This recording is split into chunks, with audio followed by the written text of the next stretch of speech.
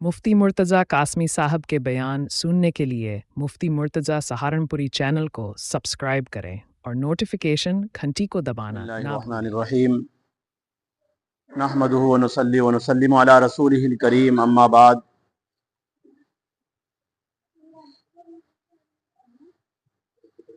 आप हजरात की खिदमत में दो मसले माँ बहनों की खिदमत में हैं।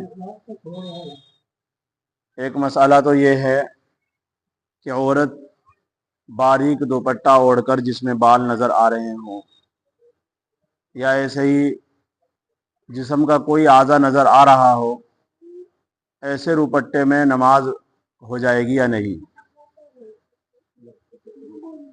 जवाब ये है कि औरत अगर ऐसा बारीक दुपट्टा ओढ़कर नमाज पढ़ेगी जिसमें बाल नज़र आए या जिस्म का कोई आज़ा नज़र आए, तो ऐसी सूरत में उसकी नमाज दुरुस्त नहीं होगी, जायज़ नहीं होगी उसकी नमाज। दूसरे है कि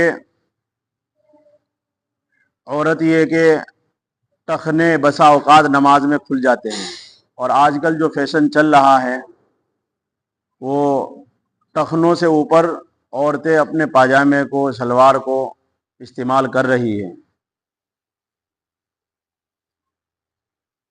तो क्या ऐसे पाजामे में, ऐसे सलवार में जिसमें टखने नज़र आ रहे हों, नमाज हो जाएगी या नहीं?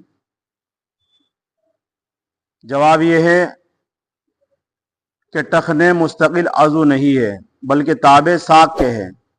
उनके खुल जाने से नमाज का इयादा लाजिम नहीं, क्योंकि ये रुबो साक नहीं।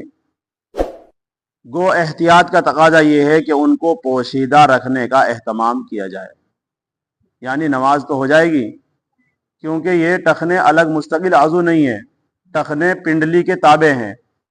और टखने का खुल जाना ये चौथाई आजू नहीं है। हाँ, अगर चौथाई पिंडली के बराबर चौथाई हिस्सा खुला हुआ है पिंडली का और टखने के साथ ज़्यादा हिस्सा ऊपर खुला हुआ है, तो उसमें तो नमाज नहीं होगी। खाली सिर्फ टखने खुले हुए हैं या नमाज पढ़ते हुए खुल जाए तीन तीन तस्बीह के बकदर, तो इसमें नमाज हो जाएगी।